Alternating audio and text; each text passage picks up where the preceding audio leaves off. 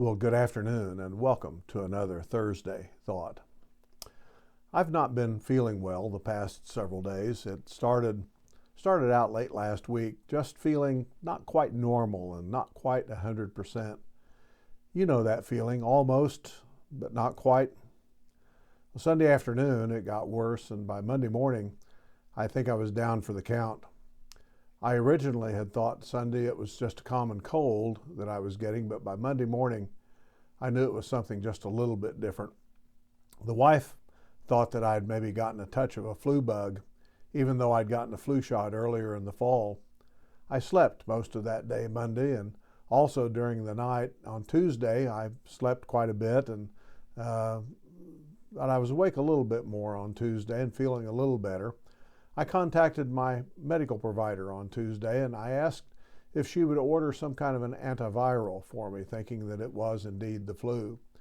Well, she concurred with my symptoms, and I started taking that antiviral after my wife had picked it up at the pharmacy.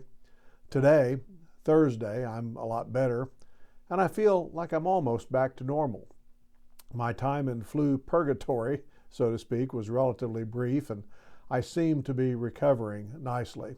For that, I'm thankful, because for older folks, these kinds of things can turn into more serious situations rather easily. And also, I'm not really a very good patient, as my wife will attest. I don't like to have to stay inside all the time and not go anywhere. I do my share of moaning and groaning if the circumstances allow. I think sometimes she's doing well to be in the same house with me.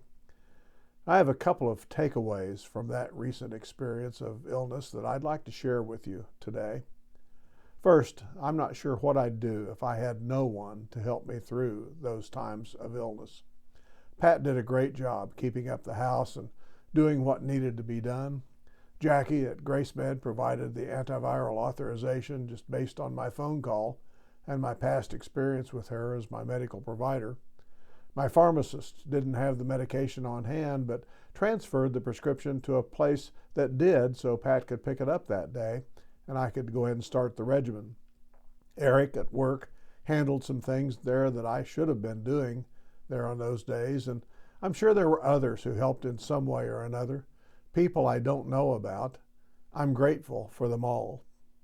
And second, on Tuesday, I needed to just step out of the house for some air. I wasn't feeling well, but I needed to get out, even if just for a few moments. So I stepped out our back deck onto the patio or onto the deck there and into the sun and into the breeze.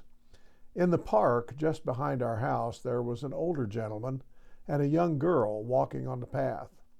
He appeared to be well into his 60s, and she probably no more than maybe 4 or 5 years old.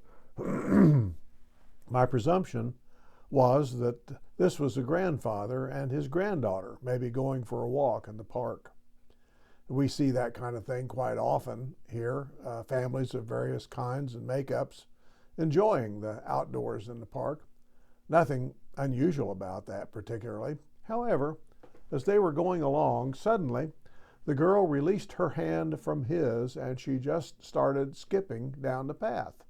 As far as I could tell, there was no particular reason for her to do that. She evidently just felt like skipping for a time. Granddad followed along and increased his walking gait a bit in order not to get too far behind. She eventually began walking again, and they did get together again and went on down the path.